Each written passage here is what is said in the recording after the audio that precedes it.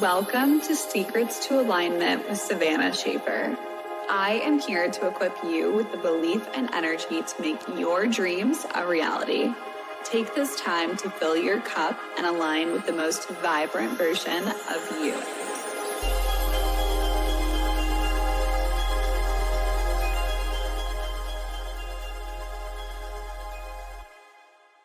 Welcome to the Secrets to Alignment podcast with your host, Savannah Schaffer.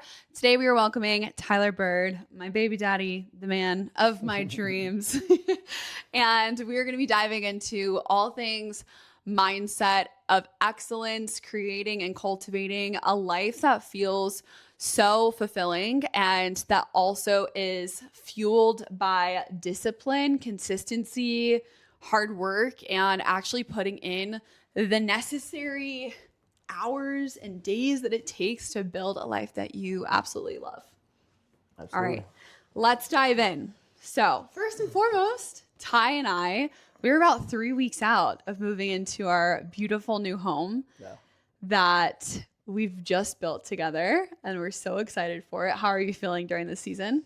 Excited, a little stressed, but excited. Yeah, we have a lot going on. It's a lot, it's a lot at one time, but it's good. If you're not uncomfortable, you're probably not making a whole lot of progress doing anything. So agreed. Okay, so tell us, what else do you have going on in your life? What have you been going through the last 9-10 months that you have been working so diligently towards?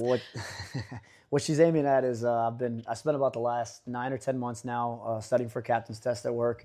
It's been 8-10-hour days of studying and 2,200 pages of material over and over and over again. It's a highly competitive test. It's very stressful. You never feel like you're doing enough. But it's one of those. It's good. It's good for you because for me it kind of I have to tell myself like, hey man, kind of put your head back in the books and keep grinding and just keep grinding and it'll pay dividends in the end. And and so far it has. So I've done all right with where I'm at right now, and we still got a little bit more left, but we're close. Yeah, we're about 2 weeks out from his last and final assessment. Yep, second part. And we will be seeing where he lands on this captain's test. By the time that you guys see this, he'll be number one. And that's the plan. That's the plan. Yeah. So yeah, it's been a season of a lot of sacrifice for you, for sure. You've been so committed to this, and now we are living out our dream. You've been wanting to get into this place for a long time. And ever since I met you, excited. Yeah. Very excited for it. Yeah. We're about to be there. So yeah, we're celebrating a lot of cool things during this season. I feel like this is a massive season for expansion for his career. For my career, I'm taking some big risks and just challenging myself to step up to that next level in my business and serving on a much higher scale. And that is so exciting, but it's also taking, a lot out of me to push myself to that next level, but in the best way possible. It's getting to that brink of that, pushing past that fear is where the change really happens, when you are deciding to move into the uncomfortableness, knowing that on the other side of this is so much growth. That is the kind of mindset that's needed. And that's really where I want to get started today. This podcast is with everything that you have created in your life. Both of us, we've both created a pretty, I would say, a high level of excellence type of lifestyle. We're extremely committed to our fitness goals, our health goals. We're very committed to our careers. We're very committed to our family life, our daughter that's 3 years old. We have so many different things that are kind of happening at once. And I feel like when a lot of people are in this season where everything is just, moving and grooving, it can get really overwhelming. But you and I happen to handle it pretty well. So with that being said, what do you feel like is the mentality that's required to kind of hold all these different plates up in the air and not feel as though you're drowning? I think that starts with learning how to be comfortable being uncomfortable. Yes. It starts out, and I'm learning that right now again with this testing process. I'm kind of nervous every day doing assessment stuff with everybody I work with, and you got some stressors on your plate, and you're just learning how to overcome those micro challenges. I think it's a balance. It's realizing that's harder work in certain areas, such as like for me, and I know for you as well. Getting a little bit harder into fitness helps us get harder into the way we study, the way we put out our, what our expectations are of each other, and holding each other accountable. So I think for me, that mentality comes with looking at what that long-term dividend is, what kind of returns am I going to get, what kind of profit am I looking for in this, and then the motivators, right? Like, who is it impacting? It's not just impacting me; it's impacting my family. It makes me feel good, it makes my family happy to see me work like that. I want you guys to be proud of me, and my friends too. So I think that that's what gets you started. That's what finds your initial objectives, and puts you into a frame building to making sure that you're gonna accomplish what it is you want to put down.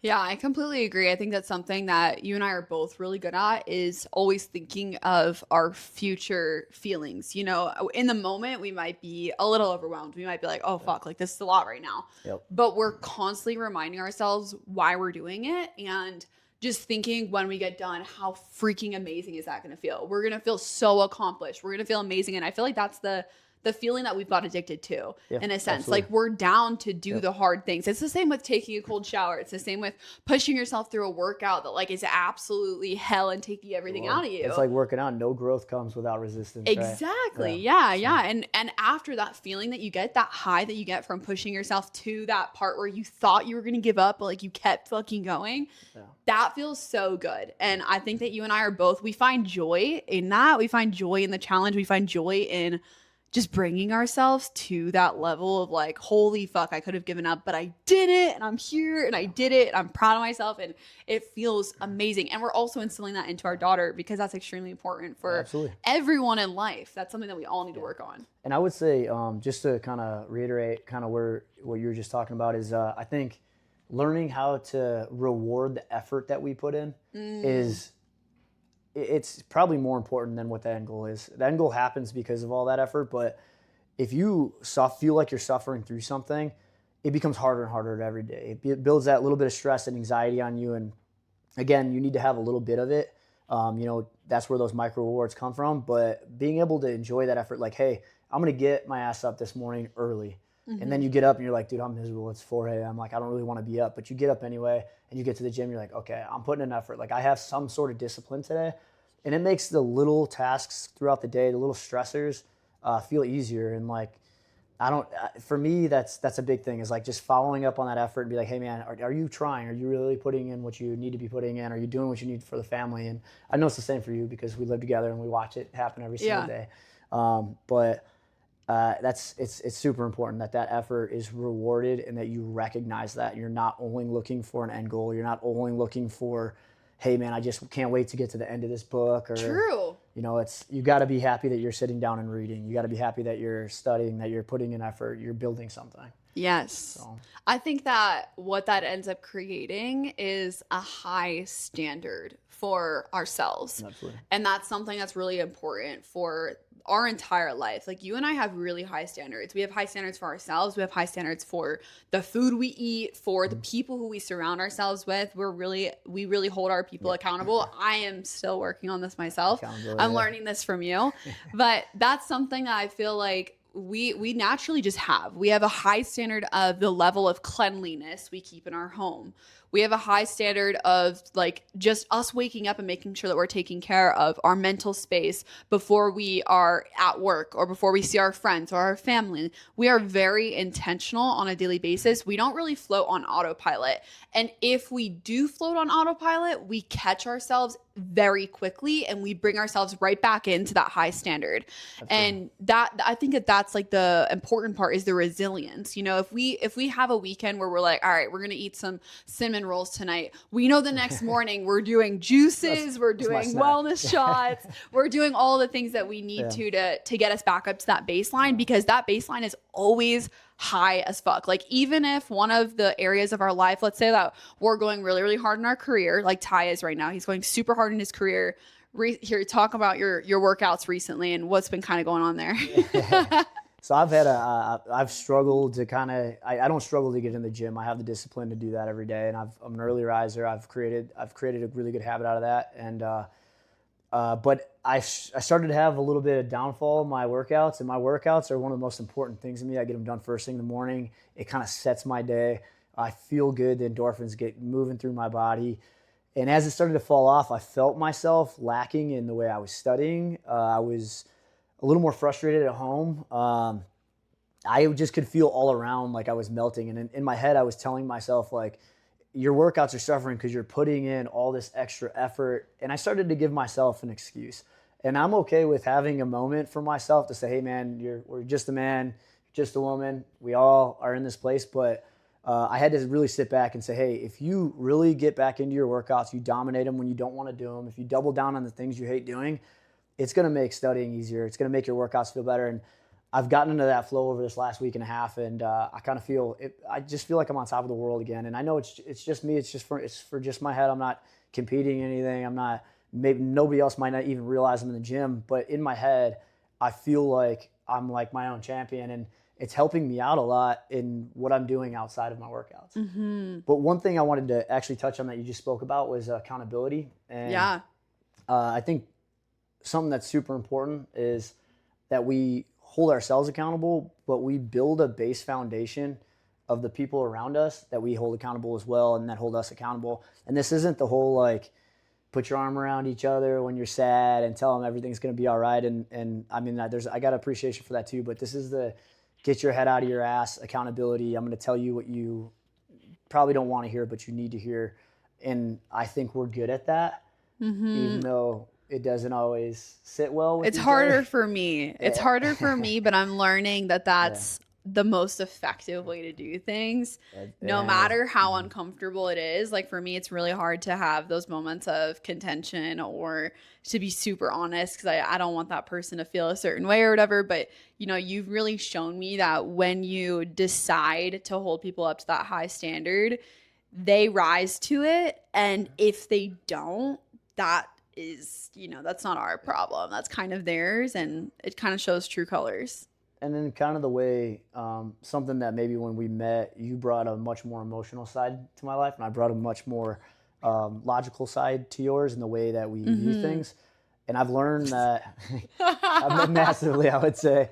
I'm not a very emotional person. I'm finding myself more emotional as I get older, and I got a baby now, which you want to get emotional about something, go have a child. Yeah. But it has taught me that now I can recognize when emotion is driving decisions and driving what I'm doing, and when logic is driving it. And when I want to get something done, I need to listen to my logic. And I need to recognize the emotion that's behind it, you know, and whether it's me being sad or feeling guilty about something, whatever the case is, and I can recognize it's there. I can put a label on it if I want, but the logic is what's going to feed what my decision is. That's going to get me my objective. And when you become better at that, my career has made me really good at the logic side and making decisions in really emotional, high-intensity situations where you got to maintain your composure and the world's kind of legitimately on fire. Right. But it's taught me how valuable that thought process clarity is, because your objective is this, and that's what you want, and you get that. You got to do that, and you can't be driven by this, oh, man, poor me right now, or I just don't feel like it. It's that shit goes to the wayside. It's so true. And I'm so happy that you went here because, you know, I tend to say you have to kind of fuck your feelings. Like you have to push past that, because those feelings, they're not facts. They're not real. Like they're just fleeting in the moment. And if you push past that one thought that's like basically anchoring you down, then you get the results that you want, because you're pushing past it. You're fucking executing. And this is what I feel like so many of us struggle with, because we stay in the emotions of what we're feeling, you know, whether we're going through a breakup or we're going through a friendship, like hardship or whatever the fuck. You still have to be willing to execute and allow yourself to be above what's going on internally and push fucking forward, because the world's not going to stop based on how you're feeling. It's not.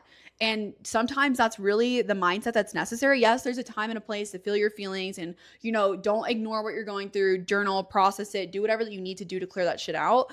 But at the end of the day, like, you still have to have that base level of discipline to get up and do the work, because that's the only way you're going to get to the places that you want to go. And you and I are like that. You know, we'll come home from traveling and we're like, going straight to the gym because we know that we've taken a day or two off. That's the last thing that we want to go do. We want to go sit on the couch and do nothing. Sometimes you do. Honestly, that's the first thing I kind of want to do. But no, I 100% agree with you. But I think emotions too they're perspective based. You know, we all have heard the glass half full, half empty thing, and that shit sounds really good until you're in your feels and you're like, I can't look at this any other way. You know, and like it's, you know, we've all seen our friends in relationships they shouldn't be in, and down in, you know, the dumps when they shouldn't be, and you're sitting there thinking like, man, you should be grateful for all these fucking things you have, and you're the friend there that's there telling them that, and they're like, I can't see it. But if we get good at doing that for ourselves, recognizing those early on, making those adjustments and saying, hey, I feel like shit right now because of A, B, and C, or I got this family thing going on. It's like, and then you really look at all the things you're grateful for, like, and you really sit down and feel those things. You don't just tell yourself like, I should be grateful I have a house. I should be grateful I got a job. Like, you really think about it and think about how the world actually is, and majority of the people in the world are set up. You start to realize that you might not be able to completely turn those feelings over, but you can control them, isolate them a little bit, handle them the way you should be able to handle them, and redirect them. Yeah. And again, for me, the big part, the gym, you know, for me, it's a redirection of feelings. A lot of times I'm good at using what I consider my negative emotions, throwing them in my backpack, taking them to the gym with me, and coming home empty handed. Yeah. And I have great workouts. I love that. I love that. That's a really good analogy. Throw it in my backpack with me. Yeah. I think that's really, really important. And I really, truly think that the more that you continue to adopt these they really are in the smallest moments of life, you know, where your head is telling you one thing and you decide, I'm going to go forward. Yep. Those micro changes make all the difference. And yeah, I think that's all we want to give you guys a taste of today. So if you want Tyler to come back, please leave lots of comments, lots of reviews, because we need this man back on here many times. Everybody needs a little taste of his wisdom. He's got so much in there. I don't know about that. All right. Well, thank you guys so much for listening. Thank you, Tyler, for coming on. We appreciate your time and energy. Thanks for forcing me to do this. You're so welcome. Love you. All right. Bye, guys. Have a great day. Bye.